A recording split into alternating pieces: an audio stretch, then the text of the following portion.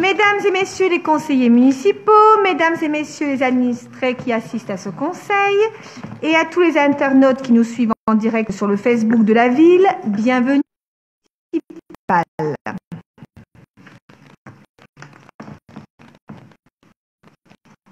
Monsieur le député. Oui, Madame le maire. Je souhaiterais commencer ce conseil municipal par un hommage aux attentats de Trèbes et de Saint-Olivier. Et en saluant tout personnage, j'assure également la mémoire de Mireille Knoll qui a été sauvagement assassinée pour un crime qui semble revêtir tous les caractères du crime antisémite.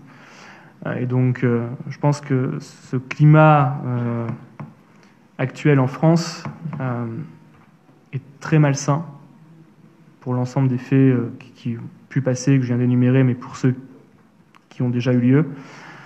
Et je pense que c'est important que la solidarité nationale puisse s'exprimer à sa manière. Certains défilent, d'autres ont écouté des hommages, et donc je propose que nous, au sein du conseil municipal de Marcq, nous puissions avoir 1 minute de silence en ouverture de ce conseil.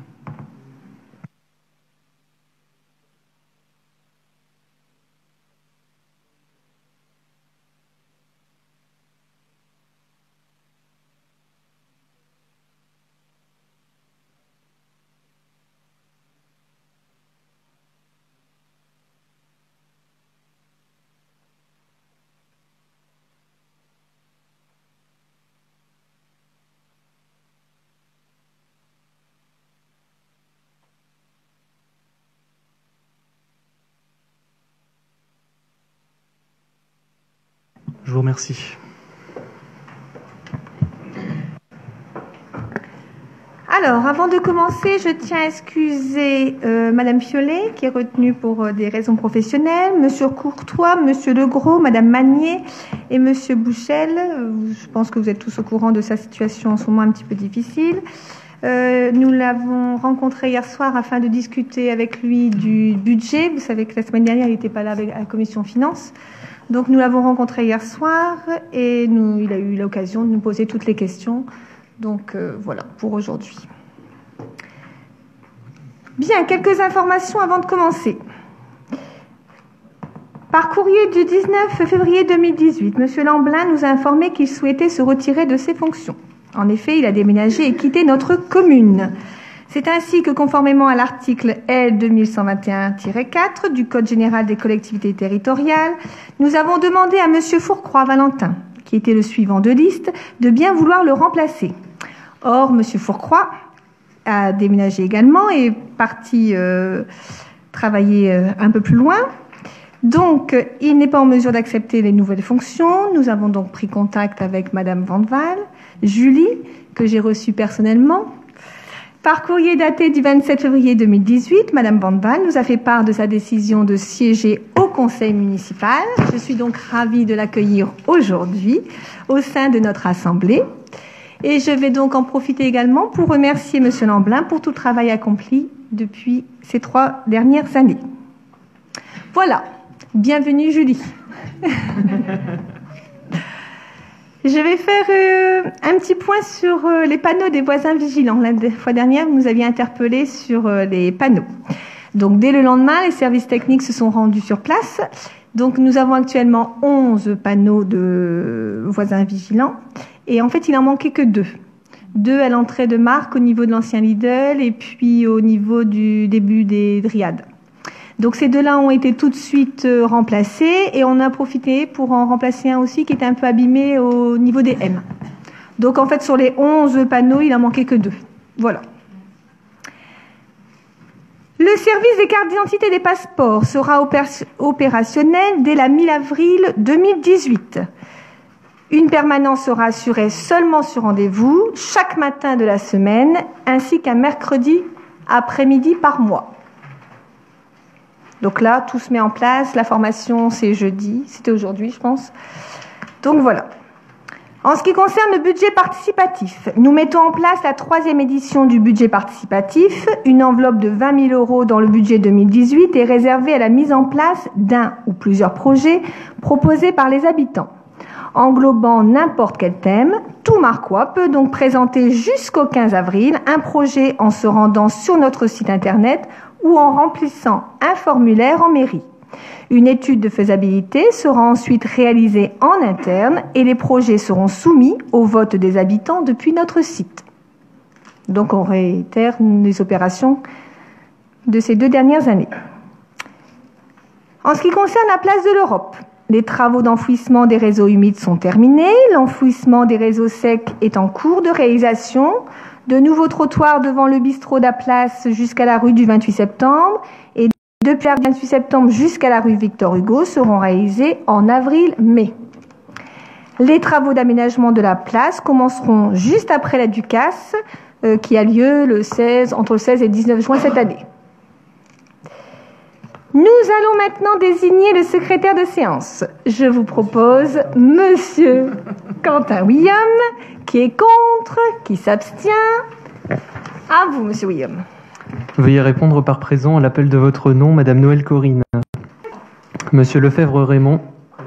Madame de Seigne Véronique. Monsieur Bius Régis. Madame Jean-Pi Isabelle. Monsieur Martin Fabrice. Madame Louchet Laurence. Madame Mercier Sabrina. Présente. Madame Gessler Maryse. Présente. Monsieur Pile Robert. Présent. Monsieur Legros Marc, excusez, donne pouvoir à Monsieur Bius Régis. Monsieur Langlin Daniel. Présent. Monsieur Guillaume Quentin présent. Monsieur Dumont Pierre-Henri. Oui. Madame Mani-René, excusez, donne pouvoir à Madame Gessler Maryse. Monsieur Courtois Thierry, excusez, donne pouvoir à Monsieur Langlin Daniel. Madame Gattel-René. Présente. Madame Vautier Monique. Monsieur Masson Tony. Madame De Sorani. Madame Vandoile Julie. Madame Fournier Annick. Madame Delcroix Nathalie. Monsieur Émile Bernard. Madame Fiolet Evelyne donne pouvoir à Madame Fournier Annick. Monsieur Massé Christian. Monsieur Bouchel William, excusez. Madame Branly Sandrine. Et Madame Carbonnier Thérèse. Bien, nous allons donc commencer avec l'approbation du procès-verbal du 15 février 2018. Des remarques? Oui, on a une petite remarque. Allons-y. On a constaté qu'en page 4, donc en haut de la page 4, il y a l'intervention il est noté de Monsieur le député. Au sein du conseil municipal, Monsieur Perron-et-Dumont est simplement conseiller municipal. Donc c'est une petite remarque. Donc on enlèvera Monsieur le député, c'est bien Merci. ça? On est d'accord. C'est un tic de langage des services. On modifiera, vous avez raison de le C'est signaler. gentil, merci. Aucune autre remarque? Alors, qui est contre? Qui s'abstient? Je vous remercie. Oui, c'est vrai. 1.2. Le remplacement de Monsieur Richard Lamblin dans les différentes instances et comités. Monsieur Lamblin ayant démissionné de son mandat de conseiller municipal, il convient de pouvoir à son remplacement dans les différentes instances et commissions. Pour le comité consultatif communication, lors de la séance du 29 septembre 2017, le comité consultatif communication était composé de Madame Louchet, Monsieur Lamblin, Madame Delcroix.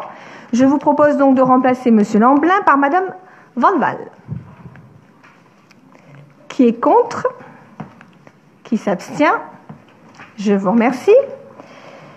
Pour la commission d'appel d'offres, les membres de la commission d'appel d'offres sont chargés de procéder aux ouvertures de plis et au choix des entreprises dans le cadre de la procédure de passation des marchés publics. Je vous propose de désigner Madame Vanval, membre suppléant de la commission d'appel d'offres, candidate pour le poste vacant. Qui est contre? Qui s'abstient? Je vous remercie. Le syndicat intercommunal de la région d'Andre. Pour mémoire, nous avons élu au sein du syndicat intercommunal de la région d'Andre, en avril 2014, 2 délégués titulaires, Madame de Seigne et Monsieur Bius. 2 délégués suppléants, Monsieur Pile et Monsieur Lamblin. Je vous propose donc de remplacer Monsieur Lamblin par Monsieur Martin. Qui est contre? Qui s'abstient? Je vous remercie. Nous allons passer au point 1.3. concernant le tableau des effectifs. Et je vais laisser la parole à Mme De Seigne pour présenter le dossier. Merci Madame le maire. Un adjoint technique principal deuxième classe, actuellement à temps non complet 22 heures, a demandé une réduction de son temps de travail à 17h30 et il convient donc de modifier le tableau des effectifs et de transformer le poste 22 heures en poste à 17h30. Ensuite, concernant l'extension du multi-accueil, 2 animatrices vont être nommées stagiaires. Un seul poste d'adjoint d'animation territoriale est actuellement disponible au tableau des effectifs. Et il est donc demandé de créer un poste d'adjoint d'animation territoriale supplémentaire pour satisfaire les besoins des services. Nous passons au vote. Qui est contre? Qui s'abstient? Je vous remercie. 1.4. La convention de mise à disposition du personnel au sein du Centre communal d'action sociale. Je vais demander à Madame Jean-Pi de présenter le dossier. Merci Madame le maire. La loi numéro 84-53 du 26 janvier 1984, dans son article 61, modifiée par la loi numéro 2012-347 du 12 mars 2012, dans son article 75, prévoit que les fonctionnaires territoriaux peuvent faire l'objet, après l'avis de la commission administrative paritaire, d'une mise à disposition au profit des collectivités territoriales ou établissements publics. Depuis le 1er janvier 2015, les frais de mise à disposition du personnel communal au Centre communal d'action sociale et au foyer des personnes âgées sont facturés au budget annexe. Aussi, nous vous proposons de formaliser les conditions de mise à disposition de ces agents par le biais d'une convention et vous demandons d'autoriser Madame le maire à la signer ainsi que les arrêtés individuels qui en découlent. Passons au vote. Qui est contre? Qui s'abstient? Je vous remercie. Le point 2, les finances. Nous allons voir d'abord l'approbation du compte de gestion 2017 et c'est Monsieur Lefebvre qui prendra la parole. Merci Madame le maire. Le compte de gestion est le bilan financier des comptes de la commune établi par le comptable de la commune, le trésorier de cadet municipal et banlieue. Je vous rappelle que les opérations relatives à l'exécution du budget relèvent exclusivement des ordonnateurs et des comptes publics. Les fonctions d'ordonnateur et de comptable public sont incompatibles. L'ordonnateur prescrit l'exécution des recettes et des dépenses. Le comptable, seul chargé du maniement des fonds publics, en assure le recouvrement ou le paiement après avoir exercé les contrôles visant à constater la régularité de ses recettes ou de ses dépenses. Il doit être conforme au compte administratif et doit être validé par le conseil municipal. Je vous confirme que les chiffres et les résultats du compte de gestion 2017 sont strictement identiques à ceux du compte administratif 2017, autant en section de fonctionnement qu'en section d'investissement. Ce compte de gestion n'appelle ni observation et ni réserve sur la tenue des comptes.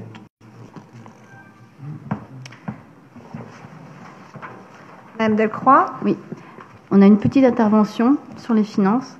Donc, Madame le maire, notre groupe s'abstiendra sur l'ensemble des opérations comptables 2017 et le prévisionnel 2018, du point 2.1 au 2.5 inclus. Nous constatons que le taux de réalisation du budget, notamment en investissement, est faible. En effet, vous prévoyez de faire 8 millions de dépenses au prévisionnel et vous n'avez fait qu'au final que 3,6 millions, c'est-à-dire moins de la moitié. Cela montre une mauvaise prévision et du coup un ralentissement d'investissement sur la commune de Marcq. Pour rappel, vous avez récupéré en 2014 une commune avec tous les équipements nécessaires pour les Marquois et qu'à ce jour, faute d'investissement, depuis votre arrivée, on constate que presque rien n'a été fait. On peut conclure que l'investissement d'équipement de la commune de Marcq n'est pas en corrélation avec l'augmentation de la population et nous sommes inquiets sur l'avenir de la commune et surtout sur l'état financier pour 2020.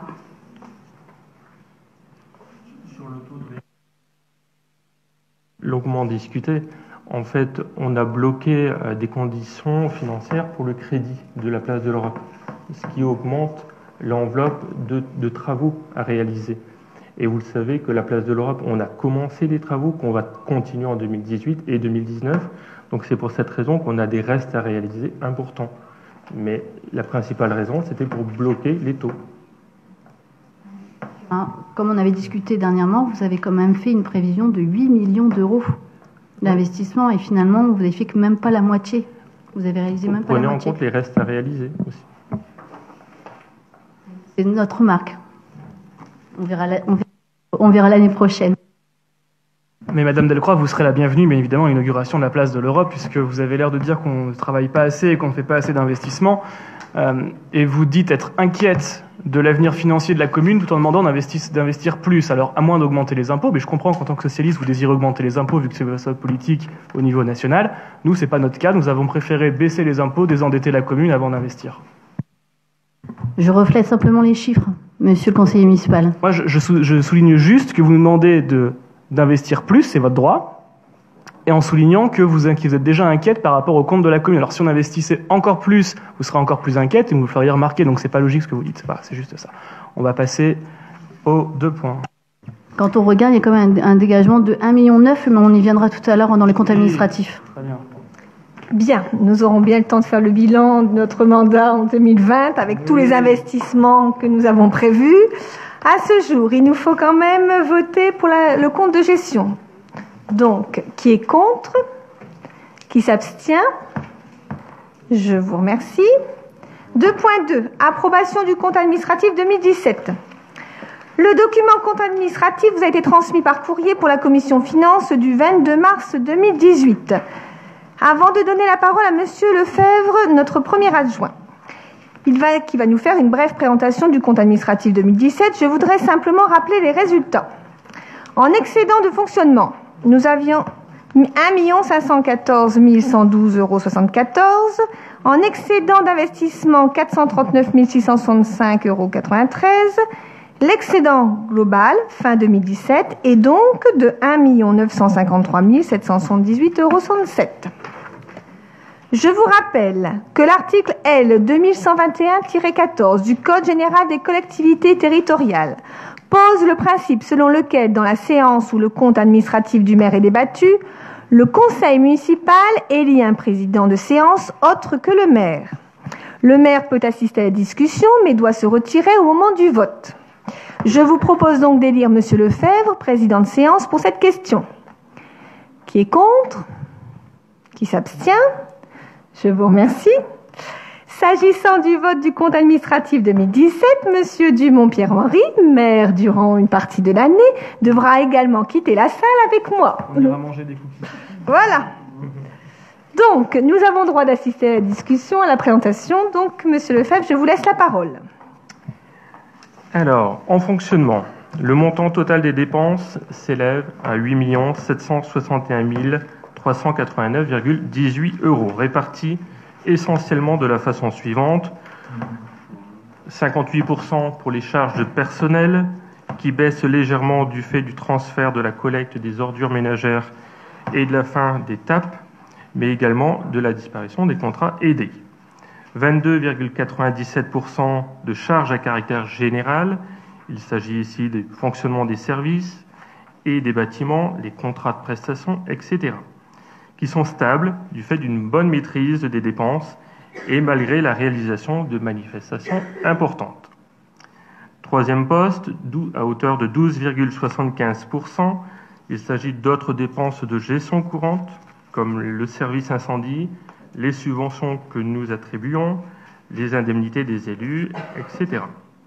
Les recettes, quant à elles se sont élevées à 10 275 501,92 €, dont essentiellement 51% d'impôts et taxes et 36% de dotations et participations. Le résultat reporté de l'année 2016 au compte 002 s'est élevé à 300 000 €, stable depuis 2015. Nous avons donc pour 2017, sur le budget général, un excédent de fonctionnement de 1 514 112,74 €. En investissement, le compte fait apparaître en dépenses un montant de 3 692 437,75 €, réparti en grande partie entre les différents chantiers terminés ou commencés en 2017, notamment la rénovation de la rue du Victor Hugo, les travaux de la ferme des Aigrettes et de l'église des M, la création de la voie douce jusqu'au Fort Vert, et des achats, le matériel pour les services techniques, le matériel informatique pour les services administratifs, ainsi que le paiement du capital de nos emprunts. Le besoin d'investissement 2016 s'élevait à 568 377,09 € et a été attribué au budget 2017. En recettes, un montant de 4 132 103,68 €, composé de subventions, de remboursements de la FCTVA, de taxes locales d'aménagement et de l'affectation des résultats 2016. Compte tenu de ces éléments, la section d'investissement laisse donc apparaître un excédent de fonctionnement de 439 665,93 €.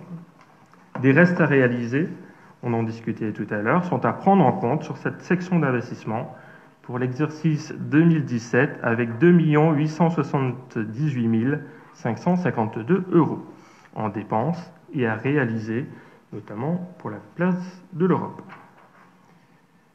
Et en recettes, nous avons aussi, donc de ce fait-là, des restes à réaliser pour 2 798 266 €. Je vais vous demander maintenant, Madame le maire. Non, il faut d'abord vous demander s'il y a des questions. Est-ce que vous... Oui, on n'a pas trouvé, au niveau de la baisse des dépenses du personnel, le transfert des 9 salariés du service BOM qui sont partis à Cap-Calaisie, on ne voit pas au niveau des dépenses, elles ont baissé. C'est parce qu'on a eu des charges supplémentaires, notamment au niveau de la maison de la petite enfance, avec la création du jardin d'enfants et avec l'augmentation des postes pour le multi-accueil. Donc c'est dans ça quel a poste ça a été compensé. Dans quel poste, j'en sais rien. Parce que dans les dépenses du personnel, on ne voit pas le transfert des BOM. Non. C'est-à-dire que vous avez une masse salariale qui a été en diminution avec le départ des BOM et qui a été en augmentation avec le personnel qui a été embauché par la création du jardin d'enfants et par l'extension du multi-accueil. C'est-à-dire que les créations de postes ont compensé les départs des BOM. Oui, mais on ne voit pas on voit pas une augmentation, une baisse. Donc on voit pas là. Ou alors c'est dans le même poste. C'est dans un même compte. Dans une ligne, une seule ligne, tout est dedans. Bah oui, c'est normal. On est sur la masse salariale, donc on ne va pas les distinguer. Non, mais des fois le service petite enfance. Non, mais je pensais que c'était peut-être. Non, tout est mis sur la même ligne.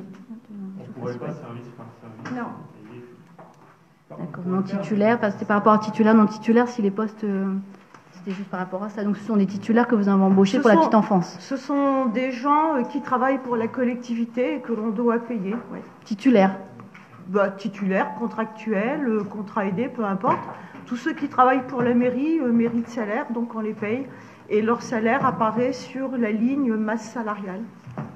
Oui, quel que soit leur statut, on paye les gens. Est-ce que vous avez des comptes différents pour les titulaires et les non titulaires? C'était pour ça. Ah oui, on peut avoir ou des contractuels. Le jour où ils sont stagiairisés, titularisés, ils changent de ligne, mais il n'en demeure pas moins qu'on les paye, quel que soit leur statut. Mais ça doit sûrement faire partie de choses qu'on n'a pas fait, d'étendre le jardin d'enfants, de créer un jardin d'enfants et d'étendre la maison de la petite enfance. Avez-vous d'autres remarques?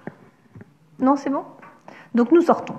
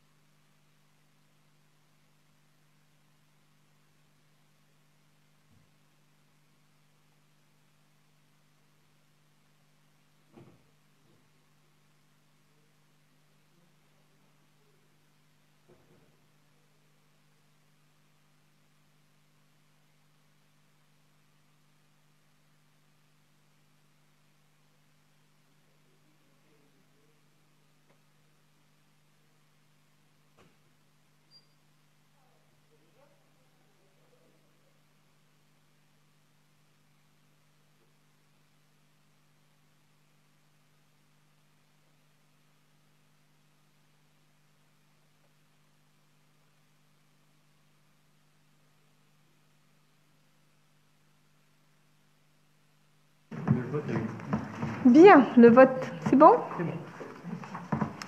2.3. Budget de la commune avec l'affectation des résultats 2017. Les résultats de l'exercice 2017 doivent être affectés avant d'être repris dans le budget 2018.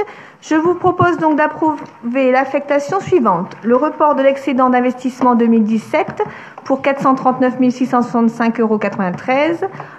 L'autofinancement des investissements pour 914 112,74 € et le report du solde en section de fonctionnement pour 600 000 €. Qui est contre ? Qui s'abstient? Je vous remercie.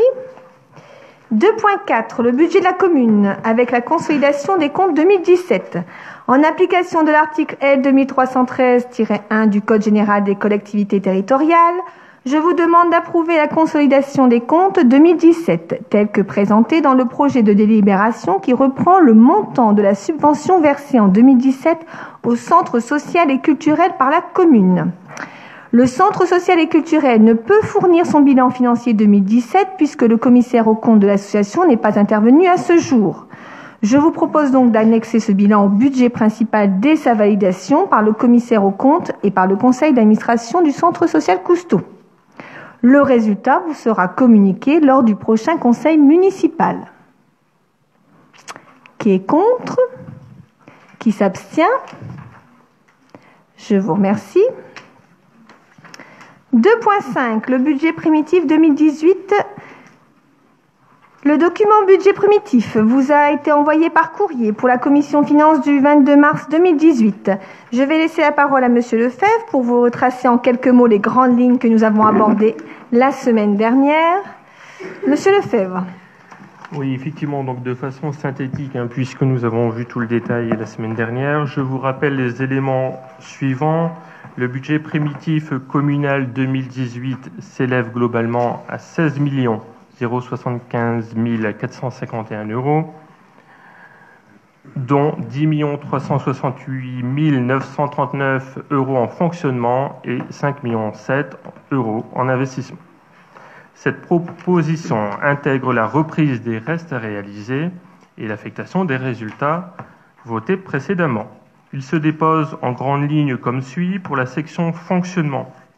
En dépenses, 2 174 690 € pour les charges à caractère général, 5 346 000 € pour les charges de personnel et frais assimilés, 1 280 222 € pour les autres charges de gestion courante, 252 000 € pour les charges financières, les intérêts, 70 400 € pour les charges exceptionnelles, 363 212 € pour des dépenses imprévues, 284 960 € pour les dotations aux amortissements et provisions, 560 000 € de virement à la section d'investissement. Enfin, 37 455 € pour les atténuations de produits. Par rapport au budget primitif 2017, cette masse de dépenses diminue de 2%, hors virement à la section d'investissement et de dépenses imprévues. La ligne des dépenses imprévues, 363 212 €, a été créée par mesure de prudence. Elle est destinée à couvrir les nouveaux besoins qui pourraient apparaître durant l'année. Afin de financer les projets communaux, le virement à la section d'investissement atteint 560 000 €. Ceci permettra de conserver un résultat de fonctionnement pour préparer le financement des investissements futurs. Concernant les recettes de fonctionnement, donc elles s'équilibrent avec l'affectation partielle du résultat de fonctionnement 2017 qui a fait l'objet d'une reprise lors de ce conseil municipal. Le chapitre 73 impôts et taxes est en baisse du fait notamment de la réforme de la taxe d'habitation, ce qui est compensé par la hausse du chapitre 74 pour le même montant, dotations et participations. Les dotations ont été évaluées avec prudence. Après le fonctionnement, l'investissement, les dépenses prévues l'année dernière se poursuivent dans le cadre des restes à réaliser pour 2 878 552 €. En dépenses nouvelles, il est envisagé, conformément au débat budgétaire, pour 1 790 000 €, dont 190 000 € pour le financement des travaux de la place de l'Europe, 100 000 euros pour la mise en conformité de l'école Victor Hugo, 100 000 euros pour les travaux de rénovation de la rue de la Rivière-d'Oie. D'autres travaux et acquisitions sont envisagés pour 1,4 million. Le détail de ces nouvelles inscriptions budgétaires figure dans la page de 16 à 23. Concernant les recettes d'investissement, elles s'équilibrent avec les dépenses, avec l'excédent de fonctionnement 2017 affecté à l'investissement pour 914 112 euros, l'excédent d'investissement de l'année 2017 pour 439 665 euros, le report de l'emprunt pour la place de l'Europe et des subventions et recettes diverses qui restaient à réaliser en fin d'année 2017 pour 2 798 266 euros, le fonds de compensation de la TVA pour 316 000 euros et le virement provenant de la section de fonctionnement pour un montant de 560 000 euros. Voilà, Madame le maire. Avant de vous laisser la parole, je tiens de nouveau à remercier Madame Failly et tout son service financier, ainsi que Monsieur Paulet pour le travail rigoureux qu'il mène comme tous les ans. Encore merci. Merci, Monsieur Lefebvre. Normalement, toutes les questions ont été posées la semaine dernière pendant la commission finances. Avez-vous quand même des remarques?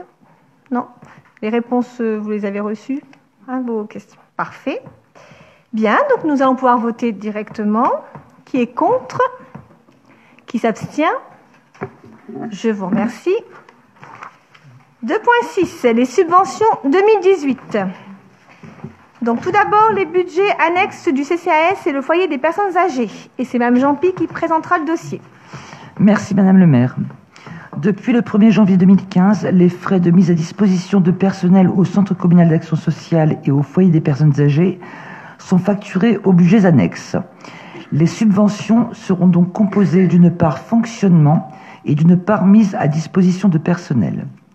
Le versement de la subvention pour les frais de personnel sera une opération neutre pour le budget principal de la ville de Marcq et pour les budgets annexes.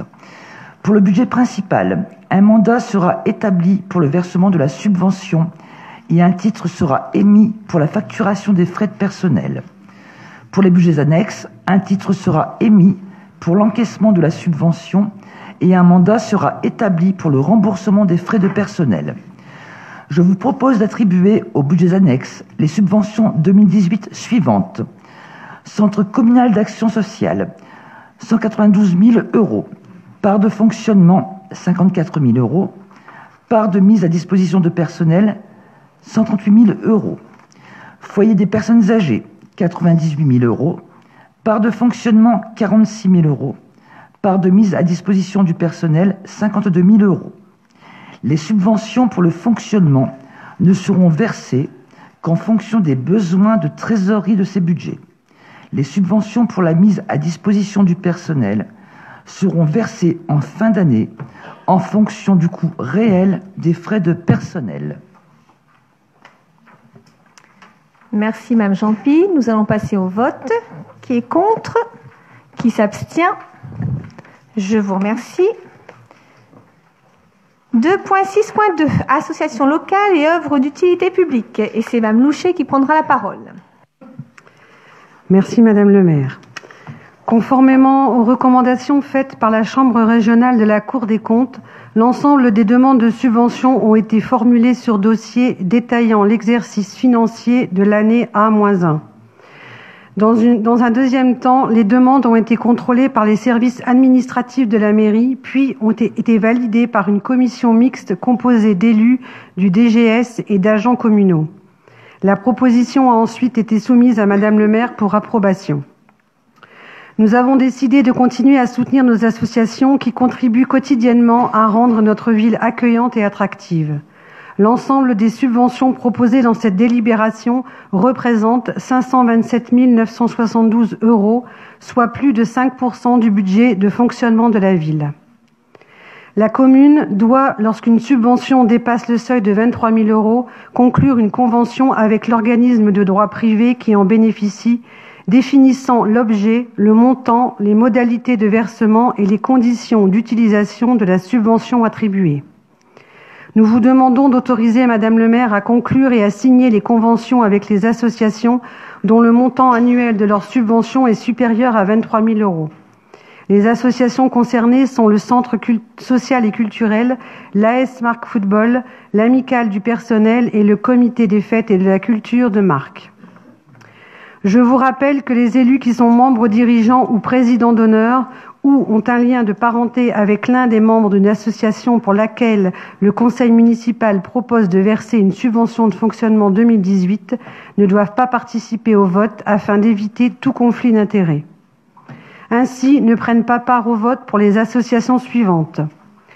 L'Office municipal des sports, Corinne Noël, Laurence Louchet, Fabrice Martin, Daniel Langlin, Isabelle Jampy, Nathalie Delcroix, Sandrine Branly, Quentin William Bouchel. L'AS Marc Football, Nathalie Delcroix.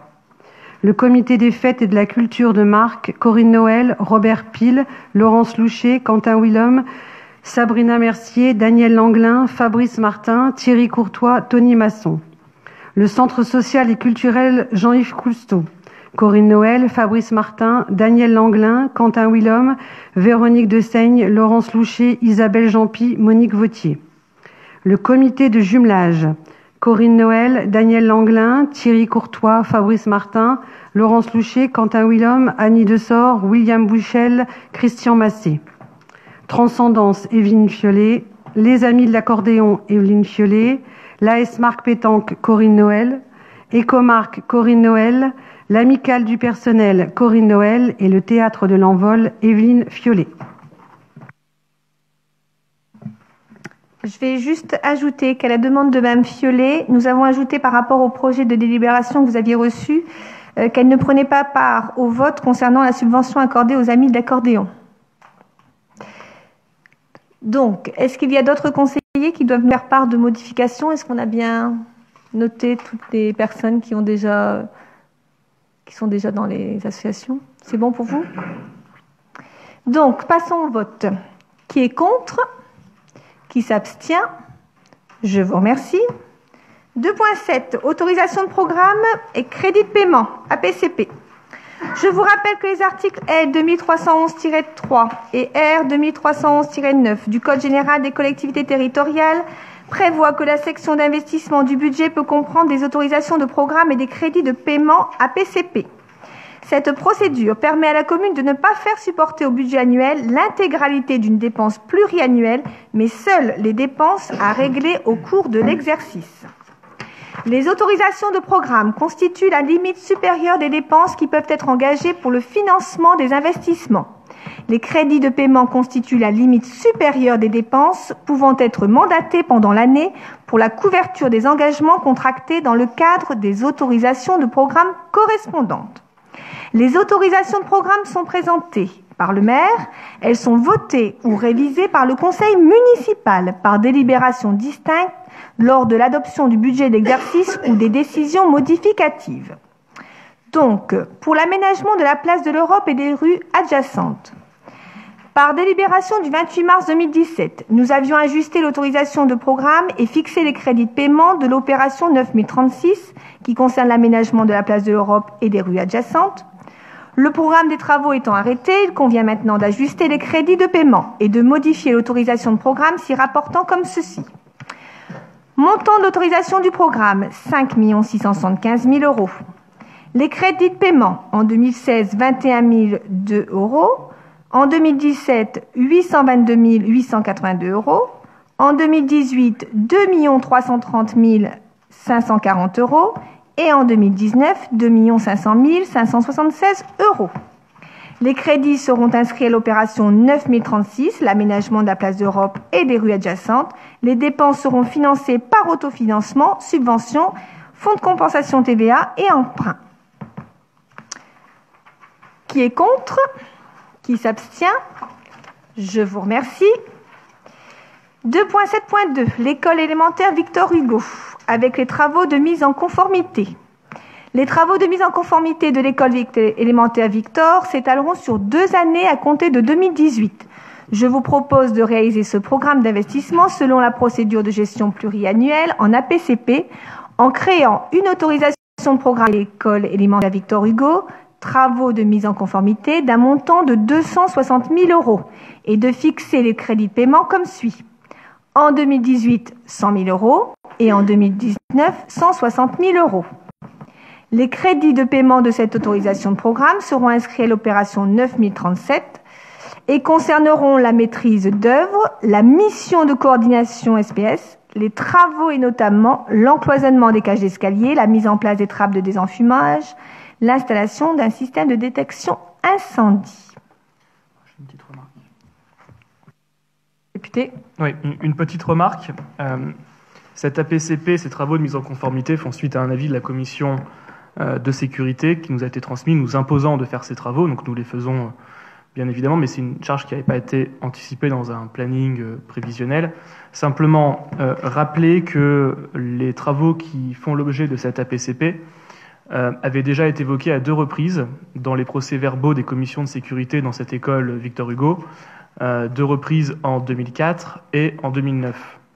C'est-à-dire que l'avis était favorable, mais la commission de sécurité insistait pour faire les travaux qu'on vient et que Madame le maire vient de détailler.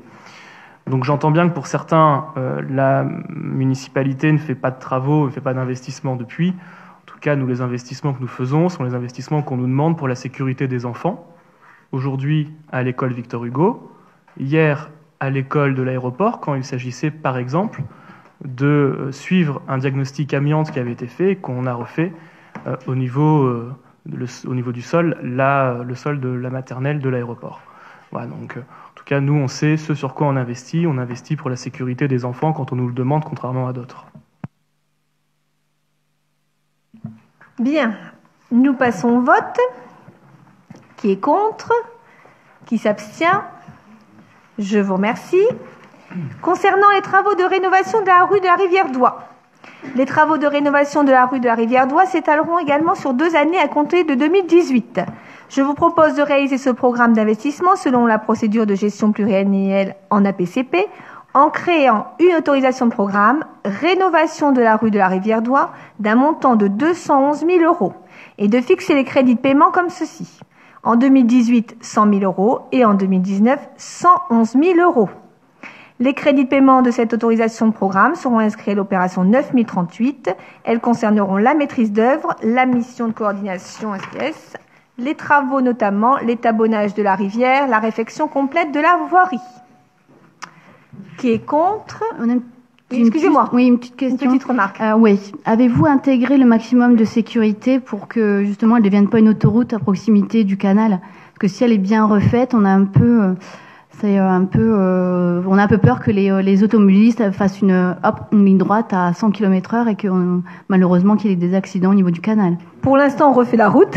Oui, mais justement, c'est ça. Et c'est vrai qu'ensuite, on se posera la question de voir comment, au niveau sécurité, on pourrait agir. Tout à fait. Parce que là, elle a des trous, donc forcément, les automobilistes roulent doucement, ralentissent pour pas abîmer leur voiture, forcément. Mais une fois qu'elle est bien faite, là, ils vont... Ça sera bien sûr à voir et tout à fait. Oui, non, mais surtout, on va pas changer la typologie de la route, on va pas refaire la route au niveau des virages, donc ça restera une route qui n'est pas en ligne droite. Le choix que nous avons est un choix extrêmement simple. C'est soit on refait la route et on la refait mal, ou alors on n'y touche pas du tout, ou soit on la fait à peu près bien pour qu'elle tienne le coup, on rafistole pas et on fait un truc qui va durer pendant 30 ou 40 ans. Nous, ça a toujours été notre position. Alors une fois plus, peut-être qu'on n'investit pas, mais quand on investit, on le fait pour les prochaines générations. Et donc, cette route sera refaite pour simplement éviter que la route ne tombe concrètement dans le fossé, parce que pour aujourd'hui, ceux qui voient, on a quand même une route qui, à certains endroits, est en train de tomber, concrètement dans la Rivière-d'Oie. Et évidemment, les conditions de sécurité ne sont pas réunies, donc on va la faire au mieux de nos capacités financières. En coordination, d'ailleurs, ça a été transmis aux 2 communes de Gaims et d'Ofkerk afin de les associer aux discussions et aux chantiers techniques pour qu'on puisse caler les travaux et qu'eux puissent également avoir leur mot à dire, puisque c'est une route qui est pas seulement empruntée par les Marquois, mais également pour les habitants d'Ofkerk et Gaims. Donc on a aussi ce travail qui est fait pour les habitants de ces deux villages, de ces 2 communes, mais c'est aussi pour ça qu'on assume notre rôle de centralité qui est le nôtre depuis 2015 en tant que chef-lieu de canton, de la même façon qu'on assume notre rôle de centralité en investissant, une fois de plus, dans le dispositif de délivrance de cartes d'identité et de passeport qui nous a été accordé par le gouvernement suite à mon intervention. Et donc, tous les travaux seront faits pour, assurer la sécurité des personnes qui s'y trouvent, mais la première sécurité, c'est d'éviter que les voitures tombent dans l'eau, et pour l'instant, elles ont plus tendance à tomber dans l'eau, ou elles auraient plus tendance à tomber dans l'eau si on ne refait pas la route que si on la refait. Donc, en tout cas, on a en plus des limitations de vitesse, on espère qu'elles seront respectées. Après, c'est à chacun de faire attention. On ne peut pas empêcher des personnes de tomber dans l'eau et de ne pas faire attention, quel que soit le critère, que ce soit des critères de vitesse, que ce soit des critères de pneus lisses, que ce soit des critères d'alcoolémie ou d'usage de stupéfiants. Après, la bêtise humaine est la même partout sur une route parfaite, sur une route de campagne ou sur une route de ville. C'est bien, vous faites un exposé, mais j'ai pas critiqué. J'ai simplement demandé si ou éventuellement vous aviez intégré un minimum de sécurité. Voilà, c'est tout. Maintenant, vous avez fait un exposé de 5 minutes, c'est bien. Bien, passons au vote. Qui est contre? Qui s'abstient? Je vous remercie.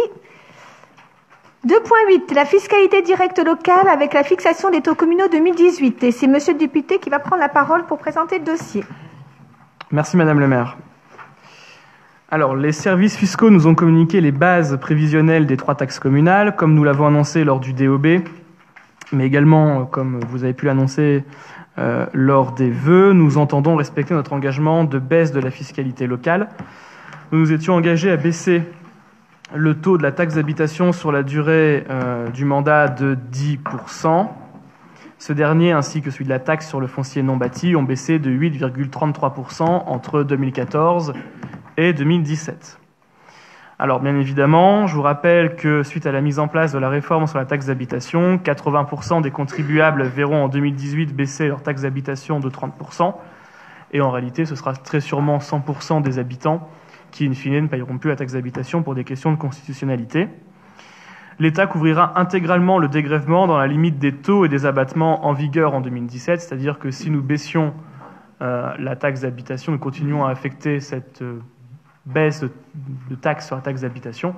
Les Marquois n'y verraient pas grand-chose parce qu'une très grande majorité d'entre eux ne payeront plus de toute façon la taxe d'habitation, et 2, on aura moins de recettes fiscales, ce qui est quand même un peu idiot en termes de bonne gestion des finances publiques. Mais nous avons décidé de poursuivre notre engagement pour le pouvoir d'achat des habitants de la commune de Marcq en baissant cette fois-ci le taux de la taxe sur le foncier bâti de 1,32%, c'est-à-dire qu'en fait nous calculions combien allait nous coûter entre guillemets les 1,67% qui nous manquaient pour atteindre l'objectif de 10% sur la taxe d'habitation, qu'on répercute en divisant par 2 sur les 2 derniers exercices budgétaires du mandat pour la mettre sur la taxe foncière bâtie, et donc ce qui nous fait une baisse pour l'année 2018 de la taxe sur le foncier bâti de 1,32%.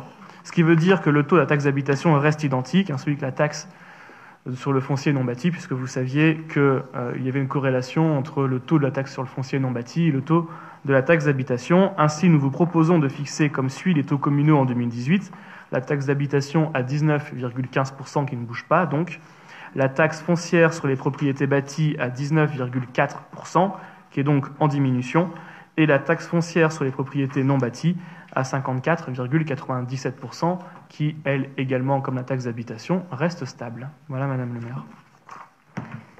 Merci, Monsieur le député. Madame Delcroix, une remarque? Oui. Pourquoi vouloir à tout prix baisser les recettes? C'est se priver de moyens pour faire des investissements. Au niveau de la culture, ou surtout les moyens aux écoles. La culture, c'est du l'action sociale, mais c'est aussi au service public qui est destiné aux Marquois. Donc, d'après le tableau, on est bien loin du national. Donc, pourquoi baisser la taxe la taxe foncière bâtie? Parce que, tout simplement, alors, pour pas corriger, parce que c'est pas mon rôle, mais simplement vous signaler que quand on met de l'argent sur de la culture, c'est pas de l'investissement, c'est du fonctionnement, pour commencer.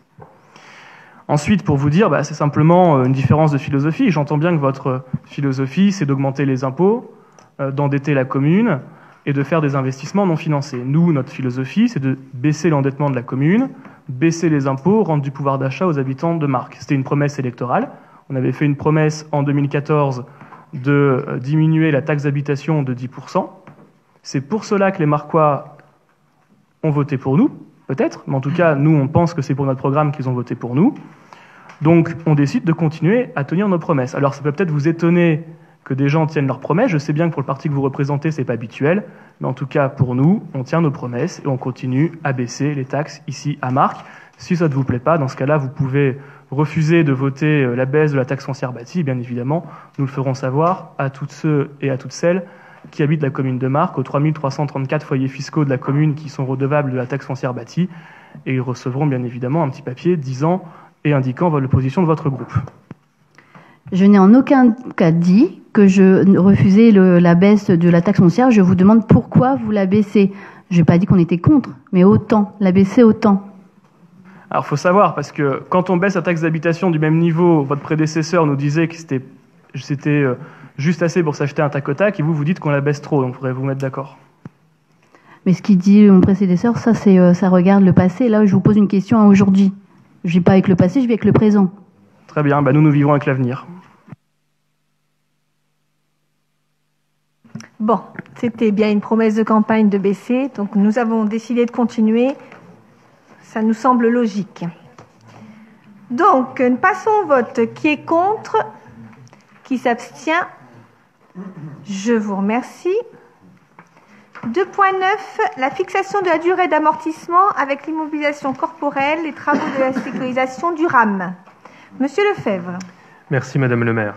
Pour prétendre au cofinancement de la Caisse d'allocation familiale du Pas-de-Calais sur le projet de travaux d'investissement, travaux de sécurisation du RAM à la maison de la petite enfance, les dépenses liées à cet équipement doivent être amorties. Le budget prévisionnel de cette opération est estimé à 1 005 € hors taxe, financé à hauteur de 30% par la CAF. Les travaux concernent l'installation d'une sonnette et d'un visiophone. Madame le maire vous propose d'amortir ces travaux sur une durée de 5 ans. Les amortissements seront calculés selon la méthode de l'amortissement linéaire, le premier amortissement démarrant au 1er janvier suivant la fin des travaux.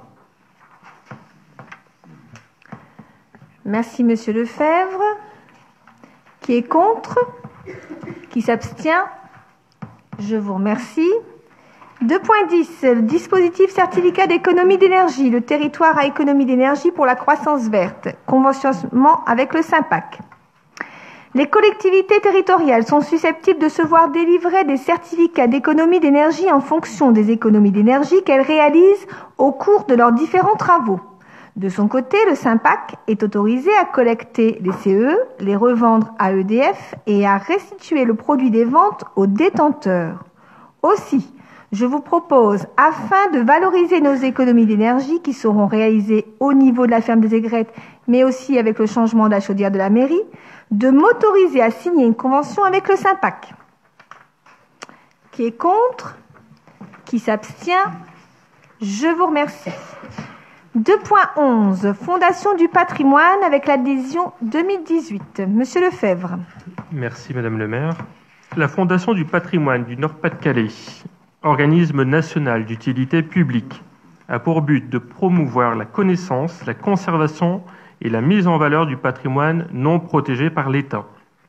Ses missions d'intérêt général sont de mobiliser et d'organiser les partenariats publics et privés, d'accompagner les porteurs de projets et de participer financièrement aux actions de restauration des bâtiments anciens et édifices cultuels et patrimoniaux remarquables. La ville adhère chaque année à cette fondation. Il est proposé au conseil municipal de renouveler cette adhésion dès 2018 et pour les années à venir, à hauteur de 600 €. Pour info, en 2017, l'adhésion s'élevait au même montant, c'est-à-dire à 600 €. Merci Monsieur Lefebvre. Passons au vote. Qui est contre? Qui s'abstient? Je vous remercie. 2.12, les demandes de subvention. Et c'est Monsieur le député qui va présenter l'ensemble des dossiers suivants. Merci Madame le maire. Alors, on va commencer par le PRADET. C'est la politique régionale d'aménagement et d'équilibre des territoires en 2018. Afin d'accompagner donc la première délibération qui concerne le Pradet sur la place de l'Europe. Afin d'accompagner le développement des territoires en garantissant un équilibre et une équité entre les zones urbaines et rurales, l'Assemblée régionale a voté vendredi 8 juillet 2016 un nouveau dispositif régional d'aménagement et d'équilibre des territoires, et je remercie les conseillers régionaux habitant la commune de Marcq pour cela. Ce dispositif régional d'aménagement et d'équilibre des territoires est le premier outil permettant à la région de soutenir le développement des territoires en prenant en compte leur grande hétérogénéité. L'objectif est d'assurer à chacun d'entre eux un soutien financier, éventuellement un accompagnement en ingénierie afin d'accroître leur dynamisme et leur attractivité. À ce titre, et dans le cadre de l'aménagement du centre-ville, il vous est proposé d'autoriser Madame le maire à lancer toutes les démarches en lien avec cette opération dans le cadre de ce projet, mais également à solliciter, j'ai envie de dire même et surtout, solliciter la région pour une demande de subvention au titre du Pradet. Qui est contre? Qui s'abstient? Je vous remercie. Ensuite, la 2.12.2 qui concerne le DSIL, c'est-à-dire la dotation de soutien à l'investissement local 2018, c'est l'ancien FSIL. Le gouvernement prolonge et amplifie l'effort de l'État en faveur de l'investissement public local et a donc pérennisé et codifié à compter de cette année le DSIL, dotation de soutien à l'investissement local. La DSIL est cumulable avec la DETR, par exemple, sur des projets identiques. Le taux de subvention n'est pas défini à l'avance, mais le maître d'ouvrage se doit d'assurer un autofinancement de 20% maximum pour chaque projet, c'est-à-dire les fameux 80% de subvention. À ce titre, nous allons vous proposer de présenter 5 dossiers pour un montant hors taxe des travaux pour l'ensemble de ces 5 projets de 769 723 € hors taxe, avec donc un montant subventionnel par la DSIL aux alentours de 413 988 € hors taxe. Le premier de ces dossiers concerne la sécurité incendie de l'école Victor Hugo. Suite à une demande, on l'a dit, de la commission de sécurité en date du 30 novembre 2017, qui faisait écho à 2 différentes remarques de cette même commission de sécurité en 2004 et 2009, une opération de mise en sécurité de l'école Victor Hugo doit être menée. Le montant hors taxe des travaux s'élève à 202 000 €. Une subvention au titre de la DETR a déjà été sollicitée pour un montant de 50 500 €.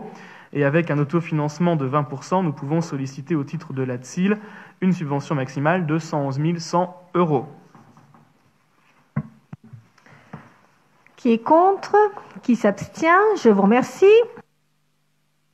Alors, je vais rajouter également, tant qu'on est dans les écoles, que nous avons reçu une notification de la part de la préfecture qui nous accorde le FIPD, donc le Fonds d'intervention et de prévention de la délinquance, à hauteur de 49 000 € pour la sécurisation de nos écoles, et en particulier l'école du Moulin, où on doit encore faire des lourds travaux de création d'une aire d'accueil des parents, de rehaussement des grilles, et qui était en attente de cette subvention, quasiment 2 ans après la demande de subvention. On l'a eu, c'est plutôt une belle subvention parce qu'on est à quasiment 50 000 €.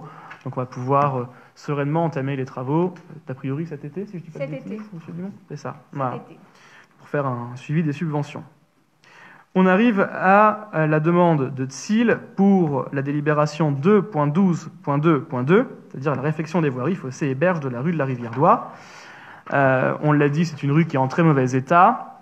Et nous devons donc réaliser l'étabonnage des fossés et des berges, puisque ça fait partie de notre programme d'investissement pour l'année 2018. Le montant hors taxe des travaux s'élève à 403 416 €. Une subvention DETR a déjà été sollicitée pour un montant de 109 656 €, et donc avec un autofinancement minimum de 20%, nous pouvons solliciter au titre de la DSIL une subvention maximum de 213 077 €. Qui est contre?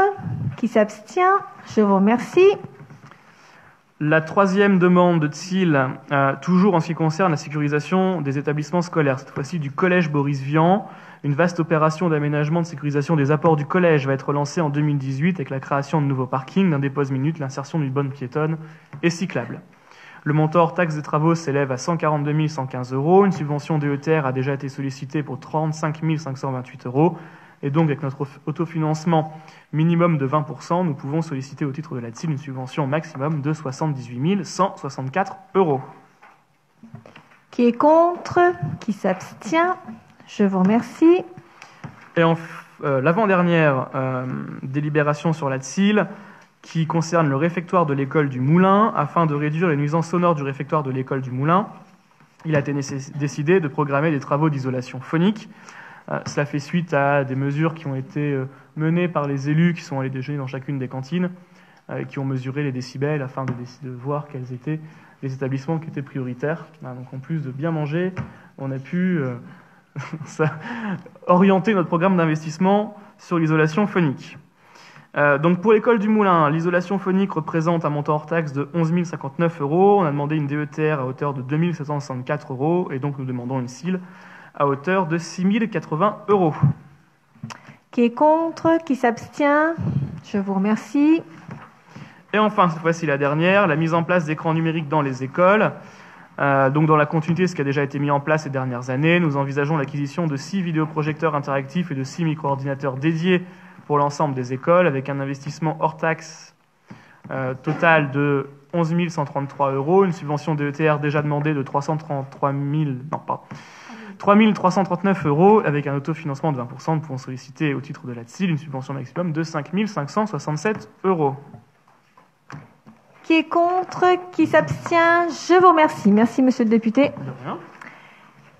Le point 3, en ce qui concerne l'urbanisme, monsieur Bius.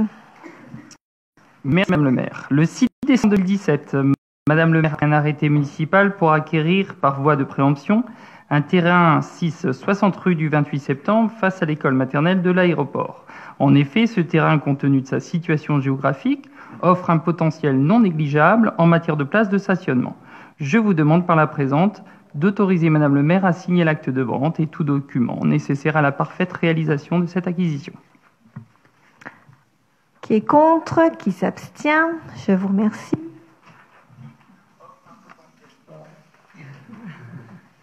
« 3.2. Par délibération numéro 2017-09-14, le conseil municipal a accepté la vente de terrains communaux au profit de monsieur Soyer-Legrand, dont leur projet consiste à réaliser un élevage d'escargots. Aujourd'hui, l'acte de vente est en mesure d'être signé. Je vous demande d'autoriser Madame le maire à signer cet acte. Qui est contre? Qui s'abstient? Je vous remercie. Et le 3.3, Madame le maire, conformément à l'article L. 2241-1 du Code général des collectivités territoriales, toute commune de plus de 2000 habitants doit présenter chaque année un bilan des acquisitions et cessions opérées sur son territoire. Aussi, et puisque cette délibération doit être annexée au compte administratif de l'exercice y rapportant, je vous demande de bien vouloir délibérer sur les acquisitions et cessions qui se sont opérées sur l'exercice 2017, à savoir l'acquisition du terrain ainsi que l'habitation de l'ancienne maison du garde-barrière, 6-254 rue Pasteur, au consort d'Omarel, pour un montant de 8 612 €, l'acquisition du terrain ainsi que de l'église du Fort-Vert au diocèse d'Arras pour un montant de 142 750 €. Il est demandé à l'Assemblée de bien vouloir approuver ce bilan annuel 2017. Merci Madame le maire. Merci Monsieur Bius. Qui est contre? Qui s'abstient? Je vous remercie. Nous allons passer au point 4 de l'éducation, la jeunesse et la petite enfance, avec le renouvellement du contrat enfance-jeunesse 2018-2021. Madame Mercier. Merci Madame le maire. Le contrat enfance-jeunesse est un contrat d'objectifs et de cofinancement qui contribue au développement de l'accueil destiné aux enfants et aux jeunes. Le montant perçu est une prestation de service enfance-jeunesse versée par la CAF. Il finance en partie les activités du service jeunesse, accueil de loisirs contrat colonie, de la petite enfance, donc du multi-accueil du jardin d'enfants, de la ludothèque, mais il permet également de financer du temps de travail agent, les coordonnateurs enfance et jeunesse. Pour information, la commune a perçu en 2017 153 412 €. Donc cette délibération vise à autoriser Madame le maire auprès de la Caisse d'allocation familiale du Pas-de-Calais, le renouvellement du contrat enfance-jeunesse pour la période 2018-2021 et à signer les conventions afférentes. Merci Madame Mercier. Qui est contre? Qui s'abstient? Je vous remercie. Alors, quelques communications. Concernant les travaux de voirie et d'éclairage public, l'entreprise Citeos a été retenue pour le remplacement des lanternes d'éclairage public avenue de Calais. Les travaux sont prévus dès le mois d'avril 2018. Il y aura 86 points lumineux en éclairage LED, donc sur l'avenue de Calais. Concernant l'aire de covoiturage, Enedis va procéder à la mise en service du raccordement électrique le 4 avril prochain.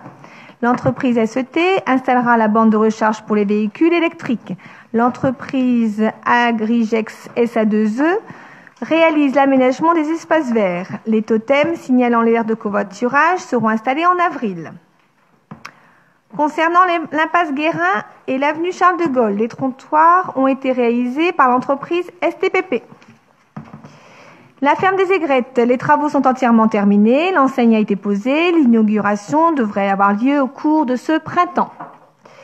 Quelques travaux en régie dans les écoles, les travaux de mise en peinture des classes à l'école maternelle de l'aéroport, la réalisation d'un magnifique bateau en bois pour la fête de l'école primaire des Hautes-Communes, avec le projet culturel du 19 avril, avec le projet Brassens. Tu nous en parleras un petit peu, monsieur, oui, on va nous en parler. La réalisation de clôtures en béton entre l'école primaire Victor Hugo et la propriété riveraine en partenariat avec les ADLC. La réalisation d'un muret et d'une clôture séparative entre l'école maternelle et l'école primaire Moulin. En ce qui concerne l'aménagement des services techniques, un local coupe-feu a été réalisé pour le stockage des plans des dossiers d'ouvrages exécutés. Voilà, je vais terminer quand même par le diagnostic d'accessibilité de nos bâtiments. Le bureau d'études Acénomie qui est chargé de réaliser notre ADAP, l'agenda d'accessibilité programmé, va démarrer le diagnostic de nos bâtiments le mardi 10 avril prochain. La réalisation de cet agenda, qui est une obligation pour les communes, va nous permettre d'élaborer un planning de réalisation des travaux sur plusieurs années pour améliorer l'accessibilité à nos bâtiments publics pour les personnes en situation de handicap. Personnes à mobilité réduite, déficients visuels, sourds et malentendants. Lorsque cet agenda aura été élaboré, il sera transmis en sous-préfecture. On peut quand même faire un petit point avant de partir sur tout ce qui est fête et cérémonie. Est-ce que on peut peut-être commencer par Monsieur Martin pour le centre social culturel? Merci Madame le maire. Concernant le centre Cousteau, nous nous sommes rendus hier matin, la directrice Paulette Ringot et moi-même, à l'antenne de développement social local de la CAF, afin de présenter le nouveau contrat de projet du centre, qui nous permettra d'obtenir un agrément de 1, 2, 3 ou 4 ans. Nous sommes donc dans l'attente du verdict de la CAF. L'agrément et le nombre d'années accordées montrera notre bon travail. Pour rappel, en 2015, l'année avait été particulière pour l'association suite au départ inopiné du directeur. La veille de déposer le renouvellement d'agrément, nous mettant dans une position très délicate. À l'époque, j'avais la fonction de vice-président. Annette Wacheux était la présidente. Peu de solutions s'ouvraient à nous. Et bon nombre de personnes pensaient qu'il ne nous restait plus qu'à mettre la clé sous la porte. Annette Wacheux et moi-même avons décidé de prendre le taureau par les cornes et avons mis en place un plan de sauvegarde que je suis allé moi-même présenter au sein de la CAF à Arras, ce qui nous a permis d'avoir un sursis de 18 mois. À mon arrivée à la présidence fin 2016, ma première action fut de mettre Paulette Ringot, directrice du centre, qui, je le savais, allait être un point déterminant à la réussite de notre projet. Paulette Ringot a ensuite travaillé à l'optimisation de la gestion interne, repositionnant les uns et les autres selon les compétences à leur juste place, afin de mettre en place notre stratégie. Parce que le centre avait des besoins d'être en accord avec l'avancée de la ville, nous avons décidé de repartir de zéro et mettre en œuvre un nouveau contrat de projet plutôt que de peaufiner celui qui avait été présenté, afin de nous donner toutes les chances de sauver définitivement le centre. Pour être efficace, nous avons intensément œuvré pour rassembler partenaires, bénévoles, salariés et habitants. Aujourd'hui, 1 an et demi d'un travail acharné, nous avons pu mettre en place de beaux projets après une étude faite des besoins et des ressentis quartier par quartier, travail qui aura représenté au total 1500 heures et dont nous voyons déjà les effets. Les Marquois viennent monter leurs projets et nous les accompagnons. Pour information, ce contrat de projet étant finalisé, je vous invite tous très prochainement, la date est encore à définir, pour l'inauguration du nouveau centre et venir y découvrir ce nouveau projet avec toutes ces actions où tout a été repensé, le logo, les actions menées pour vous, les habitants. Pour terminer, j'aimerais encore remercier toutes les personnes qui se sont investies pour ce contrat de projet, les habitants, nos partenaires que sont la CAF, la municipalité, tout particulièrement Véronique Dumont qui m'a fait part au quotidien de son expérience et qui m'a permis de mettre en place avec tout le reste de l'équipe bien les choses qu'il fallait mettre en place pour sauver ce centre. Le département, la Fédération des centres sociaux, la mission locale, la Ligue de l'enseignement, l'UCAMS, les associations de marques que je ne peux tous citer, ils sont nombreuses, les écoles de marque, les bénévoles, administrateurs et les salariés. Une pensée également particulière, bien évidemment, pour Paulette Ringot qui n'a pas ménagé ses heures, renonçant bien souvent à prendre des vacances pour respecter les délais et qui a fait preuve d'un professionnalisme exemplaire. Voilà pour les informations qu'il me fallait vous donner. Je vous remercie de ce temps d'écoute. Merci, Monsieur Martin. C'est vrai que c'était un travail de longue haleine quand même, mais ça a porté ses fruits et on est bien heureux de voir les résultats maintenant. Madame Louchet, les festivités? Oui, donc je vais vous présenter ce qui va se passer prochainement chez nous. Donc déjà dimanche, avec la brocante de printemps. Donc toutes les places ont été vendues. Donc rendez-vous de 8h à 18h et rendez-vous, je pense, à 10h30 pour le défilé avec la musique municipale, je pense, et puis aussi un groupe allemand. Ensuite, nous avons la pièce de théâtre de Bric et de Broc, Saint-Nicolas de la Bouze, qui va se jouer le 7 avril au complexe Seban. Donc n'hésitez pas, vous pouvez réserver sur Internet, sur le site de la ville de Marcq. Ensuite, le 13 avril, il y aura le concert de printemps par l'Harmonie Batterie municipale de Marcq à la salle Seban. Ce concert est gratuit, donc n'hésitez pas à venir nombreux les applaudir. Juste pour information aussi, le 25 mai prochain aura lieu la fête des voisins et du 1er juin au 3 juin, le festival des arts de la rue. Je pense qu'on en reparlera plus tard. Voilà. Et puis bien sûr, je vais oublier notre concert avec Patrick Fiori. Donc il reste encore quelques places, donc n'hésitez pas à aller sur le site pour les réserver et venir l'applaudir le 9 juin au Dryade. Bien, de belles manifestations qui sont à venir dans les prochaines semaines. Monsieur William, concernant le CMJ et les écoles? Oui, merci Madame le maire. Donc concernant l'éducation, la jeunesse et le conseil municipal des jeunes, donc tout d'abord la chasse aux œufs, donc organisée par le conseil municipal des jeunes, donc qui est gratuite, qui aura lieu ce lundi 2 avril à la ferme des Aigrettes, donc à 10h30 pour les maternelles et à 14h30 la course au lapin pour les CP-CM2. Ensuite, le cross des écoles le vendredi 20 avril dès 9h45 au stade Jean-Claude Yanuret à Marcq. Donc venez nombreux pour encourager les enfants qui vont courir. Avec donc les CM1, CE2, CM1, CM2 des écoles de Marcq, Coulogne et les attaques et les élèves de 6e du collège Boris Vian. Ensuite, donc le projet Brassens-Goun, la révolte tranquille, donc avec les classes de CM2 des Hautes-Communes, de Monsieur Canaroso, Madame Nguyen, donc qui aura lieu le vendredi 20 avril. Une première séance le matin à 10h30 pour les élèves des Hautes-Communes, une séance l'après-midi à 14h30 pour les CM1, CM2 des écoles Victor Hugo, Moulins et M, et une séance le soir à 19h, tout public, avec les parents et la population, avec 52 enfants sur scène. Puis ensuite, le 4 mai, une séance à 19h, c'est un spectacle par Goun. Voilà. Donc sur Brassens également, un autre spectacle qui sera différent de celui proposé le 20 avril. Ensuite, Incroyable Marquois, 4e édition, donc un concours de jeunes talents, organisé le samedi 12 mai à 14h30 au complexe Hubert Seban, donc qui est gratuit, qui est ouvert à tous. Donc on invite tous les Marquois de 6 à 18 ans à venir s'inscrire en mairie au service jeunesse.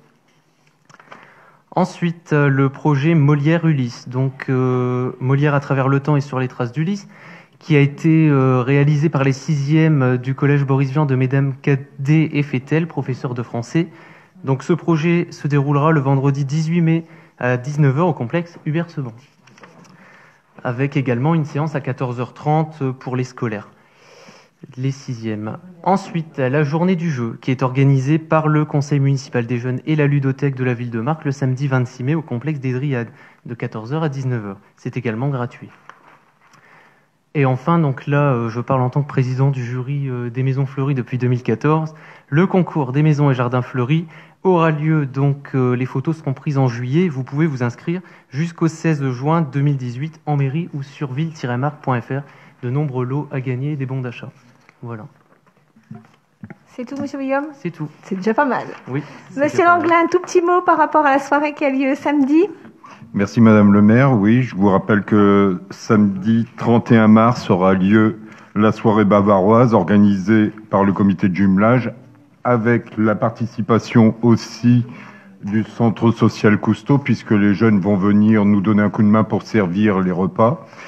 Les repas qui, pour la somme modique de 18 €, on vous propose une belle assiette de choucroute et pour ceux qui n'aiment pas la choucroute, une belle assiette de goulash avec un petit dessert. Enfin, ça sera très festif.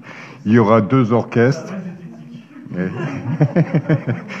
Il y aura 2 orchestres. L'orchestre Acoustic Bang en première partie et l'orchestre d'Aibar pour la suite de la soirée. Venez nombreux. C'est toujours, ça fait toujours plaisir. Merci. Et l'entrée est gratuite. Donc tout le monde l'entrée est gratuite et vous pouvez venir consommer. Simplement pour boire un verre. C'est bien ça. Pour boire un verre, il n'y a pas de problème. On va prendre la route de la rivière Noire après. Non, surtout pas. Est-ce que Mme Jean-Pierre, est-ce qu'il y a quelque chose pour nos seniors ? Madame le maire, juste pour vous dire que nous avons fait notre repas de printemps le 14 mars. Nous avions donc 125 personnes, ça s'est très bien passé. Et nous préparons donc le repas de la Ducasse qui aura lieu le mercredi 20 juin. Donc vous êtes les bienvenus si vous voulez écouter de l'accordéon toute l'après-midi. Voilà. Eh bien, nous avons bien dansé la dernière fois. J'ai particulièrement très aimé. bien. Oui. Et Madame Mercier, un petit mot sur la semaine de la petite enfance ? Oui, de nouveau un grand succès pour la grande semaine de la petite enfance qui a eu lieu du 12 au 17 mars. Donc c'est une semaine festive entre parents, enfants et professionnels de la petite enfance autour d'ateliers, de jeux, de conférences. Donc tout ça pour mettre en valeur le travail des professionnels, développer l'éveil des petits et soutenir la parentalité. Donc ont été mis en place 18 ateliers, dont pour certains la participation de 42 parents. Donc au Petit Meunier, ça fait beaucoup de monde, il y a eu beaucoup de succès. Et aussi, donc, enfin, surtout pour ces ateliers, une forte implication de nos assistantes maternelles qui ont vraiment fort participé, autant à la mise en place, à l'élaboration, à la fabrication des ateliers sur leur temps libre. Et donc voilà pour les ateliers. Et quelque chose aussi qui a été très apprécié par les parents, c'est l'intervention d'une psychomotricienne. Donc voilà. Très très bien, merci beaucoup. Sachez qu'un livret d'été sera distribué fin avril avec toutes les manifestations organisées par la ville du mois de mai jusqu'au mois de septembre. Je pense que notre conseil municipal est terminé. Je vais remercier l'ensemble des services. Non, je ne le dis pas, moi d'habitude, l'article 6. Vous n'avez pas de remarques sur l'article 6 ? Les différents... Non, hein. Non. Voilà. D'habitude, je ne le présente pas, je vois que tout va bien. Tu ne dois pas tout dire, juste signaler. Tout va bien. Donc, je remercie l'ensemble des services. Mme Fahim, pour... Oui, je vais le dire. Monsieur Paulet, Monsieur Dumont, Madame Touret, Madame, j'allais dire Madame Candy, Madame Godin et Monsieur Ringot. Merci à l'ensemble des élus pour leur présence, mais aussi pour leur travail dans notre bonne ville de Marcq. Sachez que le prochain conseil municipal est prévu le 8 juin à 19h. Je dois rappeler certaines personnes qui ont oublié de signer certains papiers. Donc, si vous voulez bien rester pour voir Madame Touret, il s'agit de Madame Dessort, Madame Fournier, Madame Gattel, Monsieur Pile et Madame Vandeval. Il manque simplement certainement une signature. Vous avez dû louper une feuille. Voilà. Je vous remercie beaucoup pour votre présence. Bonne soirée à tous.